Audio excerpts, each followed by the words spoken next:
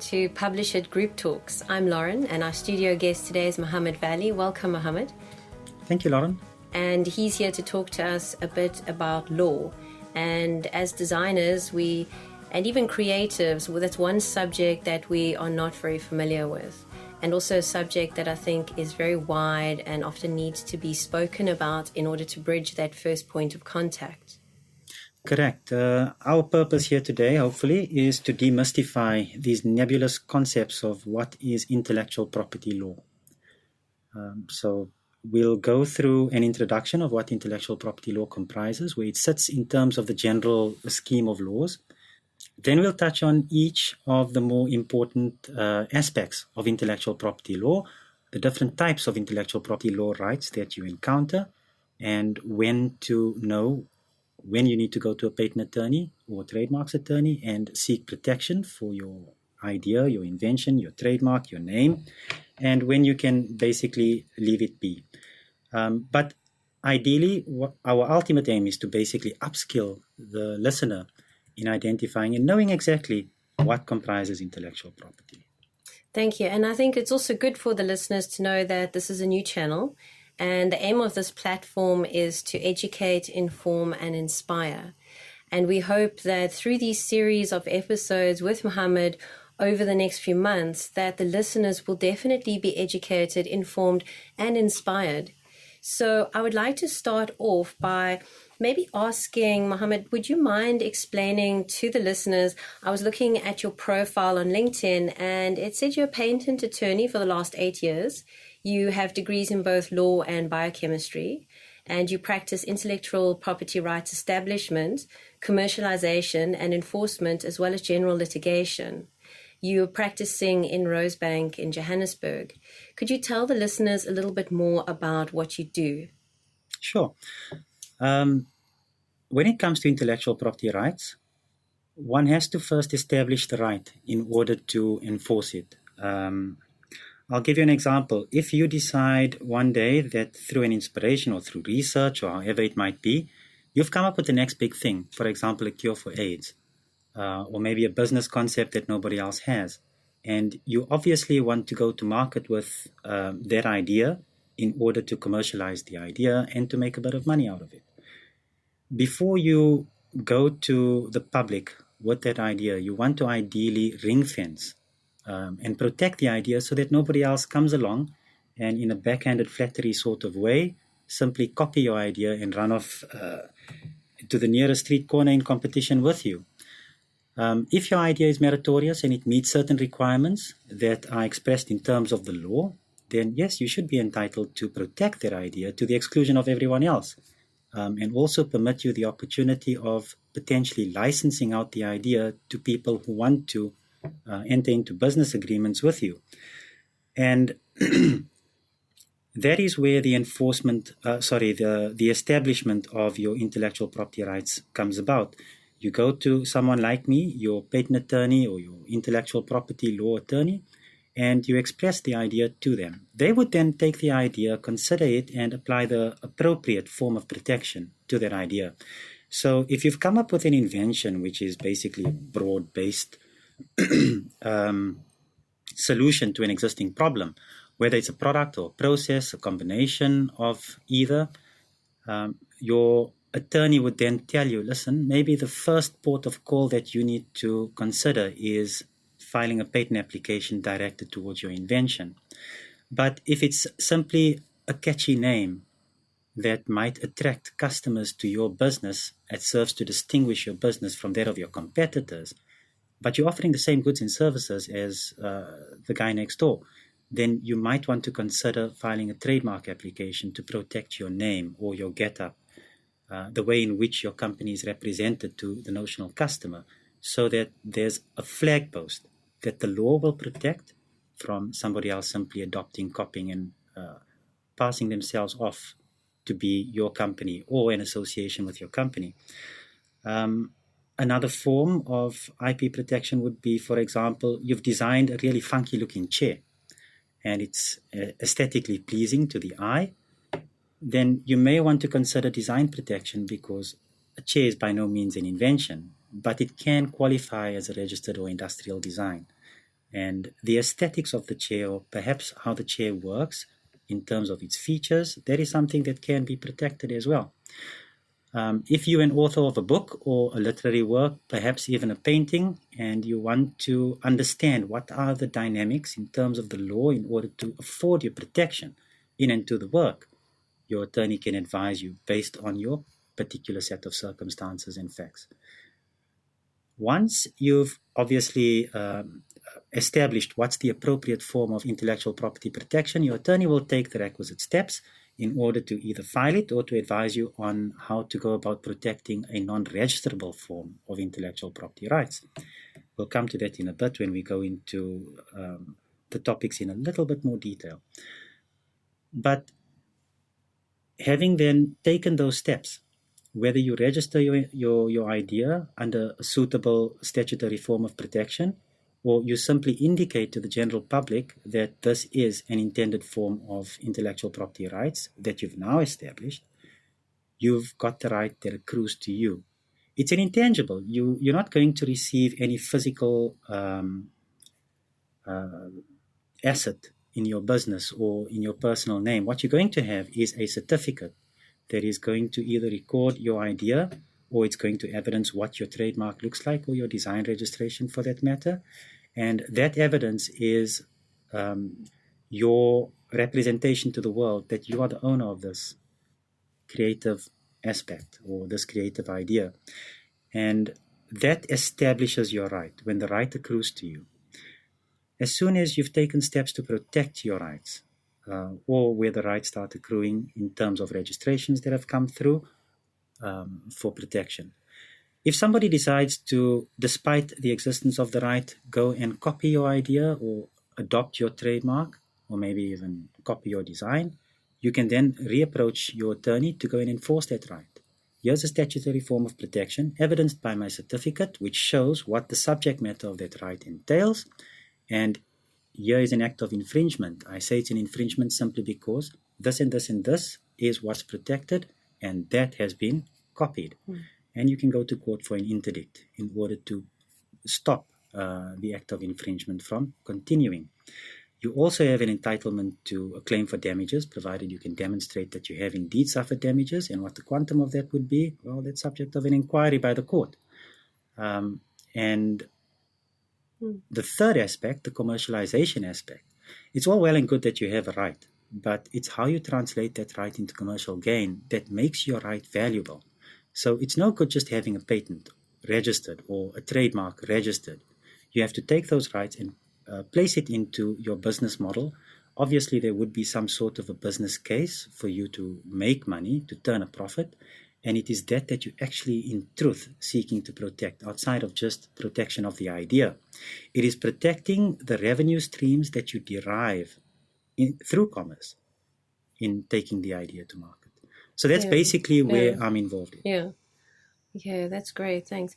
And I think it's also good because it helps the listeners understand, too, where you're sitting and where you're at. And I'm also hoping that as we progress through this, that they'll begin to understand what constitutes a really good idea that's worth protecting versus an idea that's not. Because you've got loads of creatives out there that are listening to this now all over the world, and they think, and we all have great ideas, and they're going, gee whiz, how do I know if I've got a good idea? And I'm sure you see tons of people that come into your office that have great ideas and a lot that have not so great ideas that you have to kind of gently break the news to them that their idea isn't original and it's not actually worth it. Is there ways of filtering that so that the creative who contacts you and says, Muhammed, I've got this idea, where it always starts, how would they know if their idea is worth protecting? Because I think it's quite hard to define that. How would they go about first researching it to know that it's a valuable idea that they should pursue? Yeah, it's always a difficult question. Look, you'll obviously define what is the business case in relation to your idea. It's no good just having the idea that's not going to make you any money. For example, if you found that there's a novel way of manufacturing an object or compound or any product that is currently on sale, in the market, but your method of manufacture is far more expensive than those methods that's currently employed. It takes your idea nowhere. There must be some competitive advantage or USP, a unique selling point, that your idea must demonstrate or define for you to understand whether or not there's potential value that you need to unlock through a commercial process. But I think one of the best examples that I can think of is the digitization of music.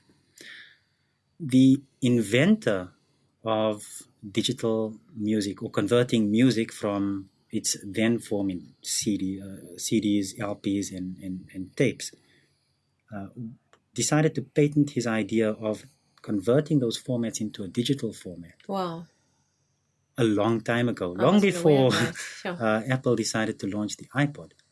And from the media reports that I'd read, this was actually around about the late 60s, mid to late 60s, where the idea dawned upon him to convert music into a digital format. And at the time, the public simply wasn't ready. And the idea was, I think, sprung upon the public far too early than what it had acquired success now. Timing just wasn't perfect. It was a great idea. People just couldn't see the value of that idea. He obviously permitted his rights into the idea to lapse because of a lack of interest in funding. And also negativity, I suppose, from people telling him it's not going to work. It's correct. And it's only now recently, in the last 2 decades, that Apple had demonstrated how valuable digitization of music could be. And they've launched products in relation to it. And in fact, if memory serves correct, the original inventor of the digitization format is now an expert, or was an expert on behalf of Apple, in trying to revoke somebody else's assertion of its claim to a patent right in relation to the same sort of idea. So you can have a great idea, and I think one must consider two concepts. It is the inherent registrability requirements of that particular form of IPR, or intellectual property right. I'll refer to it as IPR from now on. And extrinsic requirements. Inherent registrability requirements basically mean, does the idea qualify as a patent? Does it qualify as a trademark? Does it qualify as a design? Does it qualify under copyright provisions?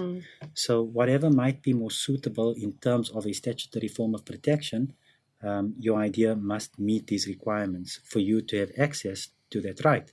Now that you've established that there's an entitlement for you to potentially file for protection in relation to that right, you now consider the extrinsic requirements for registrability.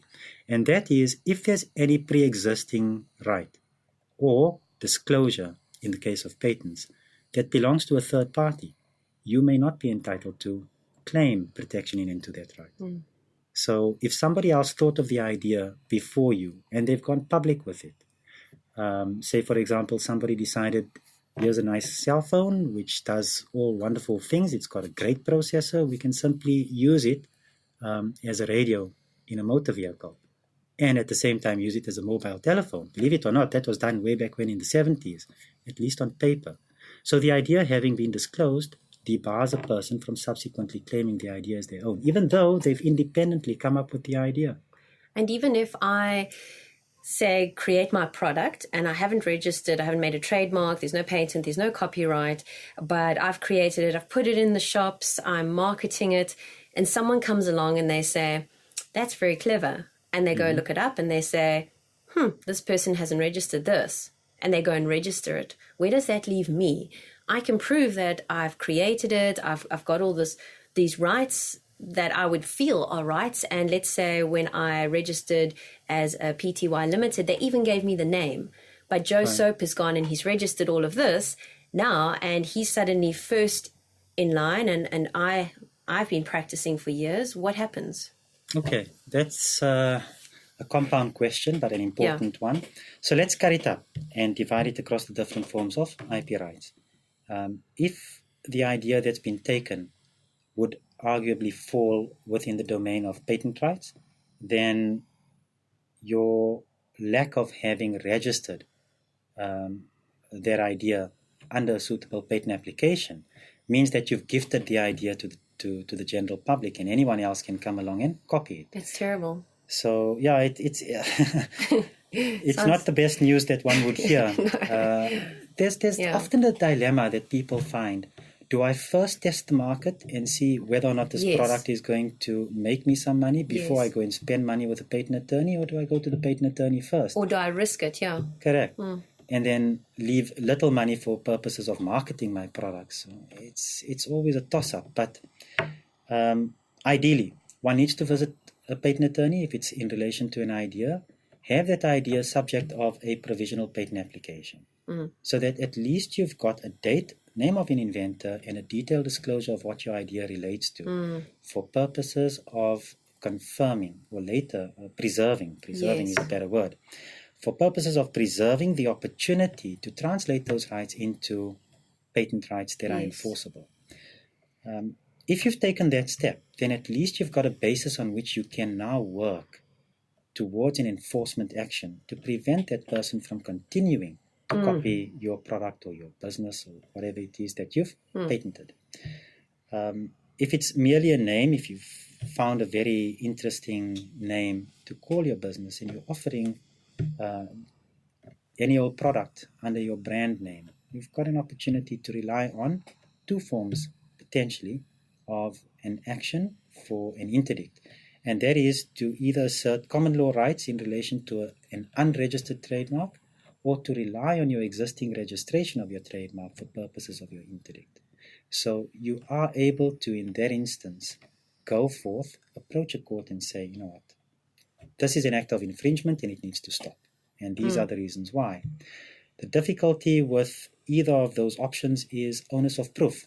If you're going to action a claim for infringement on the basis of a non-registered trademark, you bear the onus of showing that you're entitled to use that mark, that you were the first person to use that mark, that you've got a reputation, that you've got goodwill built up in your business or your product or your brand, and that is the reason why an infringement or somebody taking the name and utilizing it for its own benefit is wrong in law. And obviously similar sort of remedies under the Copyright Act, if somebody decides to plagiarize your novel and pass it off as their own, and also for your design, your registered design, if they decide to copy your product and place it out there in the market in competition with you. In the face of any form of statutory IPR protection, any copying is prima facie unlawful. If somebody wishes to attack the validity of your claim to your IPR, they should ideally do so before they enter the market. Otherwise, they settled with a claim that they have entered not only unlawfully, but they've entered in bad faith. They should have cleared the market before they entered into the market in competition with you. And do a lot of people test the market out like that? Is it actually something that's done? Or do you find that a lot of people tend to register first in order to protect it and then test the market? Because marketing is expensive, advertising is expensive, and it depends on how good your product is in terms of what your scope and your budget is. So you're spending money on legal fees, and then you've also got to spend a chunk at an ad agency or a brand agency to establish what you've got. How do you prioritize? It's also a difficult business question that one needs to answer. I suppose that one should consider where in the process of product development you sit. If there's still a bit of product development that is required, for example, you've got a beta version of a program that you want to launch, or your proof of concept product is not yet refined enough to go to the market, then you should consider protecting first, because you're going to be engaging with people who you might want to outsource work to for purposes of design refinement, or maybe even refining the method of manufacture so that you can come in at a competitive price. You obviously bear market considerations and pushback into account. There are instances where early or premature market entry can be excused in terms of patent rights. So if you want to first test the market in a limited sense in order to see if the product not only works, but it's also going to be commercially successful, it can be excused, but it's risky. There's provisions in terms of our patent law that can permit you to do so. But remember, any premature entry into the market without first seeking an application for the preservation of an opportunity to confirm those rights as rights that will accrue to you is a risk that you take. Some people also consider that patent rights or IPRs are not that important in the formative stages of their business, where they want to first test markets or products in product-specific markets for appetite. And if those products are successful, there may be pipeline products that they would consider for purposes of IPR protection. But either way, it's a risk. You're damned if you do and you're damned if you don't. Yeah, exactly. And would you say, and you actually raised a point when you were mentioning about outsourcing, and say, for instance, I have a concept and I want to outsource a designer or a team to help me do it. And although I haven't registered yet, I decide to get an NDA off the internet. So I'm very inexperienced in what I'm doing. And I just fill in the relevant things on the NDA, and I ask everybody to sign the NDA. Does that really protect me? Yes and no. It's better than nothing. Okay. But NDAs are inherently notoriously difficult to enforce, simply because it's an agreement I was wondering between two parties. Yeah. And if I go and disclose the crown secrets to you, you go and disclose that to your neighbor or your cousin, Yes. and I'm unable to demonstrate a link between you and the person who's now taken my idea and run off with it, then I've got no right to enforce. Simply because I cannot demonstrate that it was in fact you that went in, disclosed the idea to whoever it is that's now run off with the golden goose. But at the same time, absent any other form of intellectual property right that you may have taken, steps towards its establishment, it is better than nothing, because an NDA is a document that sets about a confidentiality regime. And if you disclose your idea under the NDA, at least it's still preserved from a novelty point of view. Patents, one of the biggest requirements in relation to patent law or patentable subject matter, is that your idea must be new. And any disclosure by you can invalidate your later claim to patentability. In order to avoid that, you enter into non-disclosure agreements, subject to the risk that the party that you're entering into this agreement with may subsequently go and disclose your idea. The double edge of that sword is that once your idea is given to the public, that's it, the horse has bolted.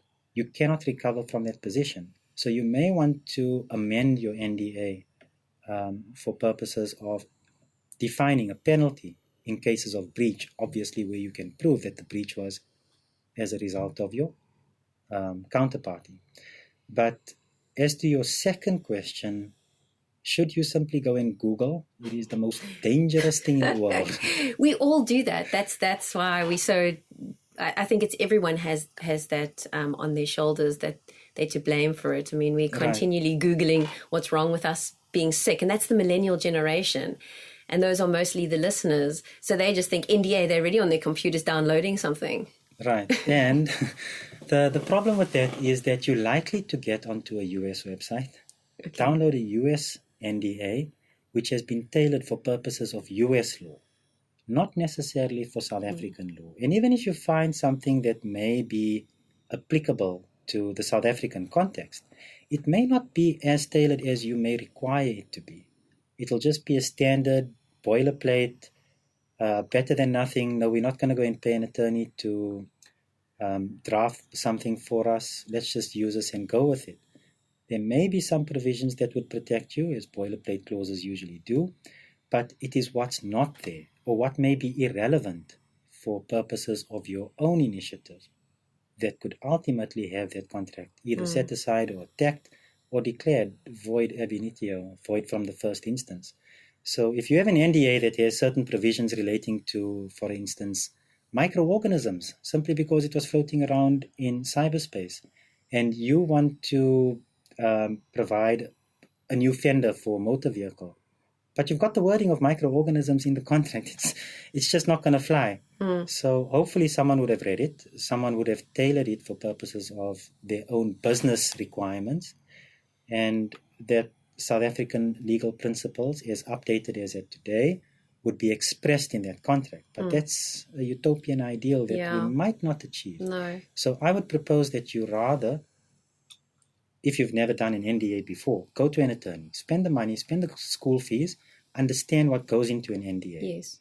And you can then subsequently use it as your universal fit template Yes. for purposes of future NDAs. Especially if you're serious in your career, you're a serious designer, you've got a small business that you're starting, you have some great ideas, rather invest in it, because you're investing in other aspects of your business. So invest in the legal aspect of your business too, because as creatives, we're terrible in investing in the legal aspect, which gets us into so much trouble, which in another episode I'd like to talk to you about, where we don't get paid for our work, we don't give clear terms and conditions, Yes. and it's a general problem that you hear every second creative going, I haven't been paid, should I put this on my invoice? Oh, I downloaded these terms and conditions. Right. And what you're saying is rather invest in it. Find someone that you can speak to, get through the door, make an appointment, and lay out exactly what you want done. Because every business is a little bit different in what they do. So even if the person doesn't have a specific idea that they're wanting to lock down, they can also use those services too, as you're saying, like yourself, to help the creatives with non-disclosures, terms and conditions. Yes. An IPR might be an intangible right, meaning there's no physical form that you're going to now take and carry home, obviously evidenced by the certificate, as I said earlier, but it functions no different to any other asset. If you're going to put money in it to preserve it, it's going to pay dividends at a later point in time, assuming that your business case is a sound one. So yes, spend the money, even if it's upfront and initial, so that you can understand whether or not you've got the basic tools that you require in order to consider whether or not this should qualify as an IPR, or it merits an hour or two with your attorney, so that you can have that discussion and determine whether or not this is something that you need to spend more money on. But don't not have the discussion, because you could end up with a very valuable asset that has now fallen into the public domain. Anyone else is entitled to use it simply because you haven't taken the steps to protect it, and you live with regret. I should have. Yeah. And typically your first product is usually your blockbuster product. Yeah. It's the first idea you have that is what makes you a success. Correct. And that is something that you want to protect upfront. The typical scenario in business is that subsequent to the launch of the first product, there would be improvements. So you might have IPRs that may be relevant in relation to the improvement alone. Or you've got developments of different products where you start developing a product portfolio. And the subsequent products may be better candidates for IPR protection, simply because your first product wasn't as big a blockbuster as your second or third product. So once you understand what these rights relate to and how they are utilized for the benefit of your business, you are then able to make a first call on going and seeing your attorney. But even if you're not yet at that stage, go and at least have the discussion so that you acquire the tools to identify these things. It's basically upskilling yourself, so it's an investment either way. Yeah. The knowledge base versus Exactly. the base of rights that you're going to rely on. You're educating yourself on that. Correct. And that's exactly what we're wanting to do here, is to educate, inform, and inspire listeners. And I'm going to just say to the listeners that if they would like to get hold of you, they're welcome to contact you on LinkedIn. And we also provide Muhammad's details, and you can email him. You can also direct questions that you have to hello@publishitgroup.com. We'll also provide those contact details in all of our channels, and you'll be able to find that. And I'd like to say to the listeners, please contact us, please ask questions, because that's why we're creating this platform. Hopefully in the next episode, we'll have some questions from listeners that we will address, and it'll be quite nice. We're also going to go more into a bit of copyright and trademark. Muhammed, it was great to have you on the show. Thank you so much for being here. Great being here, and thank you for the opportunity. You're welcome. And we'll chat to you guys next week. Bye. Cheerio.